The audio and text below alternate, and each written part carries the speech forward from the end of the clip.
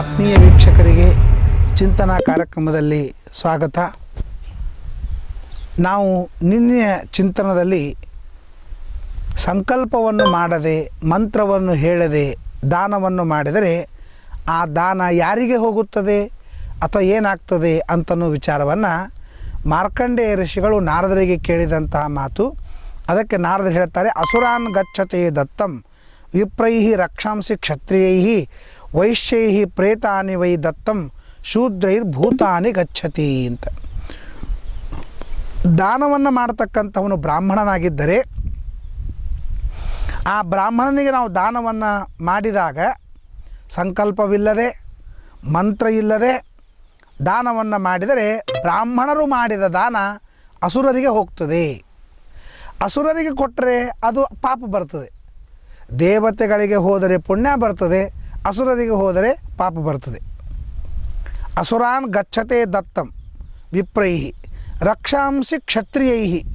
ಕ್ಷತ್ರಿಯರು ದಾನ ಮಾಡಿದಾಗ ಸಂಕಲ್ಪಹೀನವಾದ, ಮಂತ್ರಹೀನವಾದ ದಾನವನ್ನು ಕ್ಷತ್ರಿಯರು ಮಾಡಿದರೆ ಅದು ರಾಕ್ಷಸರಿಗೆ ಹೋಗ್ತದೆ. ವೈಶ್ಯರು ಮಾಡಿದರೆ ಅದು ಪ್ರೇತಕ್ಕೆ ಹೋಗ್ತದೆ. ಶೂದ್ರರು ಮಾಡಿದರೆ ಅದು ಭೂತಗಳಿಗೆ ಹೋಗ್ತದೆ. ಆದ್ದರಿಂದ ಸಂಕಲ್ಪವಿಲ್ಲದ, ಮಂತ್ರವಿಲ್ಲದ ದಾನವನ್ನು ಸರ್ವಥಾ ಮಾಡಬಾರದು ಅಂತ ಹೇಳ್ತಾರೆ. ಇನ್ನೊಂದು ಪ್ರಧಾನವಾಗಿ ಹೇಳ್ತಾರೆ, ಬ್ರಾಹ್ಮಣನಿಗೆ ದಾನವನ್ನು ಮಾಡಬೇಕಾದರೆ ಬ್ರಾಹ್ಮಣೋಚಿತ ಧರ್ಮಂ ಅಕುರ್ವಾಣಾಯ. ಬ್ರಾಹ್ಮಣರಿಗೆ ಉಚಿತವಾದ ಕರ್ಮವನ್ನು ಮಾಡದೇ ಇದ್ದಂತಹ ಬ್ರಾಹ್ಮಣನಿಗೆ ದಾನವನ್ನು ಮಾಡಿದರೆ, ಬಂಗಾರ ಮೊದಲಾದ ದಾನವನ್ನು ಮಾಡಿದರೆ 10 ವರ್ಷ ಮಲಮೂತ್ರದಲ್ಲಿ ಕ್ರಿಮಿಯಾಗಿ ಹುಡುತ್ತಾನೆ ಅಂತ. 10 ವರ್ಷ. ಇವತ್ತು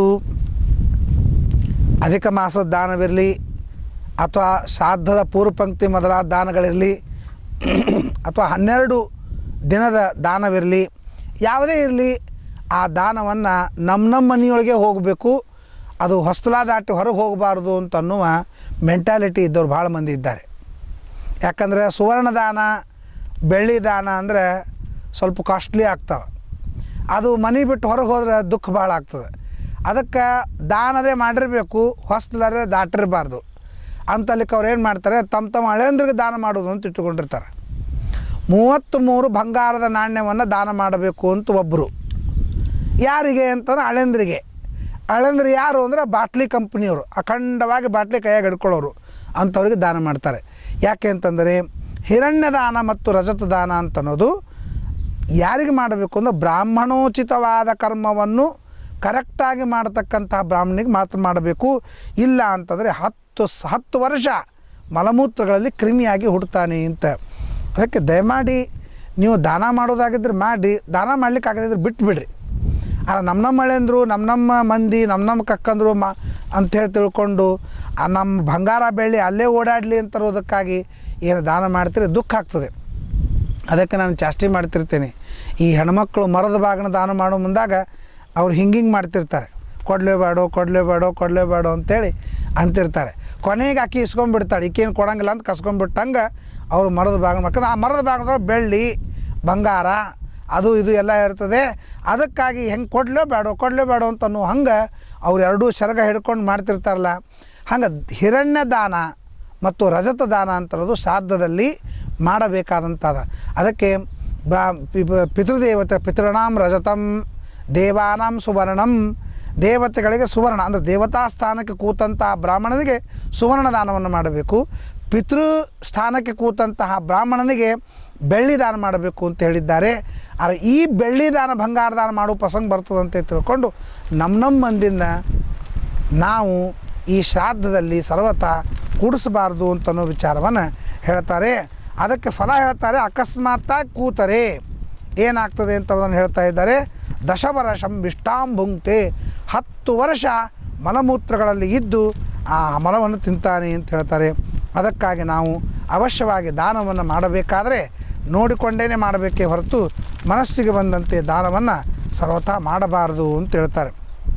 ಮತ್ತು ಯುಧಿಷ್ಠಿರ ಭೀಷ್ಮಾಚಾರ್ಯಗೆ ಒಂದು ಪ್ರಶ್ನೆ ಮಾಡ್ತಾನೆ, ಯಾರಿಗೆ ನಾವು ದಾನವನ್ನು ಮಾಡಬೇಕು, ಯಾರಿಗೆ ದಾನವನ್ನು ಮಾಡಿದರೆ ಕೊಟ್ಟದ್ದು ಅನಂತಪಟ್ಟಾಗಿ ಫಲ ಬರ್ತದೆ ಅಂತ ಕೇಳಿದಾಗ, ಅಕ್ರೋಧನ.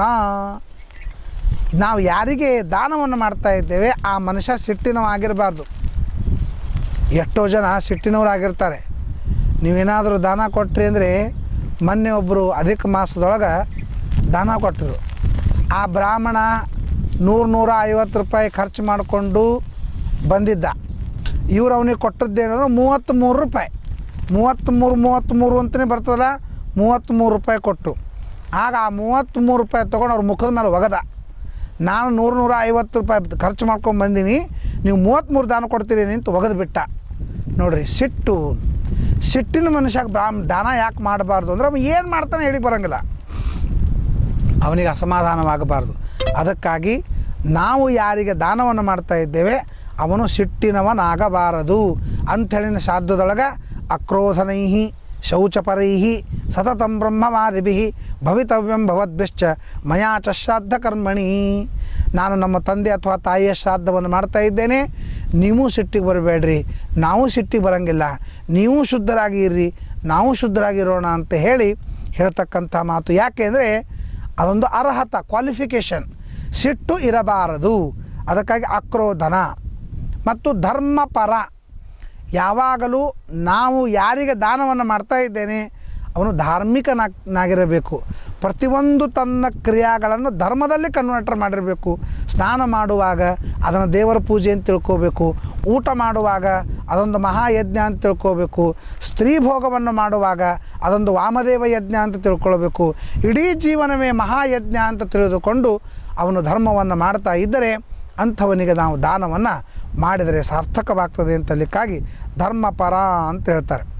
ಮೂರನೇದ್ದು ಯಾವುದು ಅಂದರೆ ಸಾಧು. ಅವನು ಒಳ್ಳೆಯವನಾಗಬೇಕು. ನಾನು ಮೊನ್ನೆ ಹೇಳಿದ್ದೇನೆ, ಒಳ್ಳೆಯವನು ಅಂತಂದರೆ ಅರ್ಥವೇನು? ತನ್ನ ದೋಷಗಳನ್ನು ತಿಳಿದುಕೊಂಡು ದೋಷವನ್ನು ಬಿಡುವವನು, ಇನ್ನೊಬ್ಬರ ಗುಣವನ್ನು ಒಪ್ಪಿ ಆ ಗುಣವನ್ನು ನಾನೂ ಪಡಿಬೇಕು ಅಂತನ್ನುವ ಅಪೇಕ್ಷೆ ಉಳ್ಳವನಿಗೆ ಒಳ್ಳೆಯವನು ಅಂತಂತಾರೆ. ಅದಕ್ಕಾಗಿ ನಾವು ಯಾರಿಗೆ ದಾನವನ್ನು ಮಾಡ್ತಾ ಇದ್ದೇವೆ ಅವನು ಒಳ್ಳೆಯವನಾಗಿರಬೇಕು. ಸರ್ವಭೂತ ಹಿತೇರತಃ, ಎಲ್ಲರಿಗೂ ಒಳ್ಳೆಯದಾಗಲಿ ಅಂತನ್ನುವ ಸದ್ಭಾವನೆ ಇದ್ದಂಥ ವ್ಯಕ್ತಿಯಾಗಿರಬೇಕೇ ಹೊರತು ಸ್ವಾರ್ಥ ಅವನು ಆಗಿರಬಾರ್ದು. ಎಲ್ಲನೂ ನನಗೇ ಬರಲಿ ಅಂತ ಅನ್ನತಕ್ಕಂಥ ವ್ಯಕ್ತಿಯಾಗಿರಬಾರ್ದು. ಇನ್ನೊಬ್ರಿಗೂ ಬರಲಿ, ಇನ್ನೊಬ್ಬರು ಬದುಕಲಿ, ನಮ್ಮಂತೆ ಅವರಂತೆ ನಾವು ಅಂತನ್ನುವ ಸರ್ವೋಪಮೇನ ಆತ್ಮೋಪಮೇನ ಸರ್ವತ್ರ ಅಂತನ್ನುವ ಸಿದ್ಧಾಂತವನ್ನು ಇಟ್ಟುಕೊಂಡು ಸರ್ವಭೂತಗಳಿಗೆ ಹಿತವನ್ನು ಉಂಟು ಮಾಡತಕ್ಕಂಥ ವ್ಯಕ್ತಿಯಾಗಿರಬೇಕು ಅವನು ಅಂತದಕ್ಕೆ ಸರ್ವಭೂತ ಹಿರಿಯಿರ್ತಃ. ಸ್ವಕರ್ಮ ನಿರತಃ, ಸೋಚಿತವಾದ ಕರ್ಮವನ್ನು ಯಾವ ಕಾಲಕ್ಕೂ ಬಿಡದೇ ಇದ್ದಂಥವನು. ಅನೇಕ ಆಪತ್ತುಗಳು, ಅನೇಕ ವಿಪತ್ತುಗಳು ಇರ್ತವೆ, ಜಡ್ಡು ಜಾಪತ್ರೆಗಳಿರ್ತವೆ. ಆದರೆ ಸೋಚಿತವಾದ ಕರ್ಮವನ್ನು ದಿನ ಎಷ್ಟು ಮಾಡ್ತೀವಿ ಅಷ್ಟು ಮಾಡಲಿಕ್ಕಾಗದಿದ್ದರೂ ಕೂಡ ಸಂಕ್ಷೇಪವಾಗಿ ಮಾಡಬಹುದು. 108 ಗಾಯತ್ರಿ ಜಪ ಮಾಡ್ತಿದ್ದ ಅಂತಲೇ 10 ಆದರೂ ಮಾಡಬಹುದು, 1 ಆದರೂ ಮಾಡಬಹುದು. ಬಿಡುವುದ್ರೊಳಗೆ ಅಂದರೆ ಯಾರಾದರೂ ಬಿಡ್ತಾರೆ. ಬಿಡುವುದು ಕಠಿಣ ಅಲ್ಲೇ ಅಲ್ಲ, ಬಿಟ್ಟು ಹೋಗಿಬಿಡ್ತದೆ, ಆದರೆ ಮಾಡೋದು ಕಠಿಣ. ಅದಕ್ಕಾಗಿ ಯಾರು ಸೋಚಿತ ಕರ್ಮಗಳಾಚರಿಸುತ್ತ ಬಲು ನೀಚರಲ್ಲಿ ಪೋಗ್ಯಾಚಿಸದೆ ಖೇಚರವಾಹ ಚರಾಚರ ಬಂಧಕ ಮೋಚಕನಹುದೆನ್ ಯೋಚಿಸುತ್ತಿಪ್ಪುದೆ ಫಲವಿದು ಬಾಳ್ದುದಕ್ಕೆ. ತನ್ನ ಸೋಚಿತವಾದ ಕರ್ಮವನ್ನು ಮಾಡ್ತಕ್ಕಂಥವನು ಆಗಿರಬೇಕು.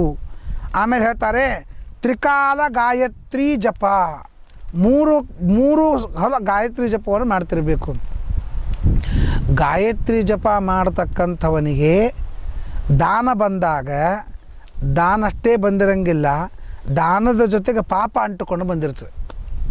ಈಗ ಒಂದು ಶೇಂಗಾದ ಕಾಳು ನೆಲಕ್ಕೆ ಬಿತ್ತು, ಒಂದು ಗುಳಿಗಿ ನೆಲಕ್ಕೆ ಬಿತ್ತು ಅಂತಂದ್ರೆ ಅದನ್ನು ತಿನ್ನಬೇಡ ಅಂತ ಹಿರಿಯರು ಹೇಳ್ತಾರೆ. ಯಾಕೆ ಹೇಳ್ತಾರೆ ಅಂತಂದರೆ ಅದಕ್ಕೆ ಎಲ್ಲ ಕ್ರಿಮಿಗಳು ಅಂಟುಕೊಂಡಿರ್ತವೆ. ನಮಗೆ ಶೇಂಗಾ ಕಾಣಿಸ್ತದೆ, ಕ್ರಿಮಿಗಳು ಕಾಣಿಸಂಗಿಲ್ಲ. ಗುಳಿಗೆ ಕಾಣಿಸ್ತದೆ, ಕ್ರಿಮಿಗಳು ಕಾಣಿಸಂಗಿಲ್ಲ. ಆದ್ರೆ ನಮಗೆ ಕಾಣಿಸಂಗಿಲ್ಲ ಅಂತ ತಿಳ್ಕೊಂಡು ನಾವು ತಿಂದು ಬಿಟ್ಟೇವಿ ಅಂತಂದರೆ ನಮಗೆ ವೈರಲ್ ಇನ್ಫೆಕ್ಷನ್ ಆಗ್ತದೆ. ಅದಕ್ಕಾಗಿ ಯಾವ ರೀತಿಯಾಗಿ ಶೇಂಗಾ ಕಾಣಿಸ್ತದೆ ಅದಕ್ಕೆ ಅಂಟುಕೊಂಡಂತಹ ಕ್ರಿಮಿಗಳು ಕಾಣಿಸಂಗಿಲ್ಲ, ಗುಳಿಗೆ ಕಾಣಿಸ್ತದೆ ಅದಕ್ಕೆ ಅಂಟುಕೊಂಡಂತಹ ವೈರಸ್ಗಳು ಕಾಣಿಸಂಗಿಲ್ಲ.